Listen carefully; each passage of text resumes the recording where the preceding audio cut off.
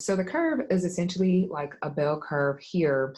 And with the standard distribution being most students are in the center. Can you see that? Yeah, perfect. Okay, you can see that at 50%. So this is where most students average, and you can just see the cluster. And then on one side of it, you have students who are in the 75th percentile. And then I guess depending on which way you go, the higher ranked students who are in the 25% ranked percentile. And so when you go to law school, I think one thing that students should know is that everything is graded on that curve. So for example, if there are 100 students in the class, and depending on what law school you can go to, I'll just use A, B, and C. Let's say A being the highest, C being the lowest, 50% of students, according to my curve here, 50% of students are going to get a B because that's the median mid-level score. 25 people are going to get a C or below a B, like B minus. Oh, you're on the left, so that's actually the A. Oh, sorry. Okay, so maybe these are the A students.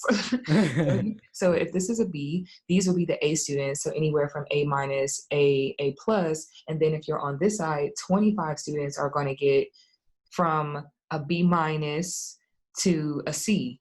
So I think that in the context of conceptualizing how law school actually works, recognize that an A, just because you got A's in college, does not necessarily mean an A. If you're in a classroom with 3 other people, or excuse me, if you're one of 3 people in a class, if you get a 97 and somebody gets a 98, all of a sudden you have a B, and that can be the hardest thing for law students to recognize. And I just wanted to throw that out there, even though that isn't LSAT related, is because when you take this LSAT, understand that you are putting yourself in a position to go into a whole new world where the rules are completely different. And that is just one of the many different rules in which you will always be compared to other people. And the LSAT is like the very first step in that, in which a 160 could be the difference between, a difference between a 160 and a 163 is a difference, like you mentioned, between $4,000 of you not having to pay back.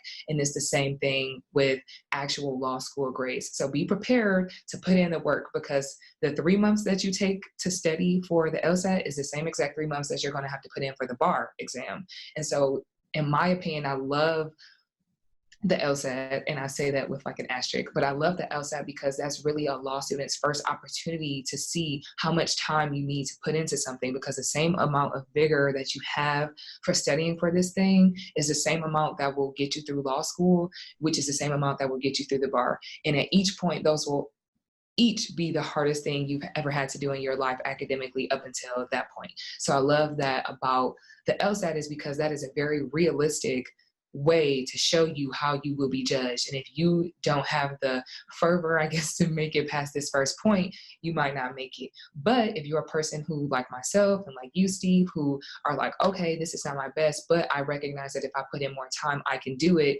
This is the very first stop, and everything after that will just continue on, and it'll be that way into your career.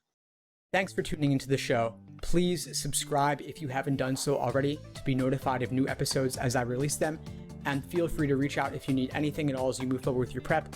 I'm happy to help however I can. In the meantime, I'll wish you all the best and take care.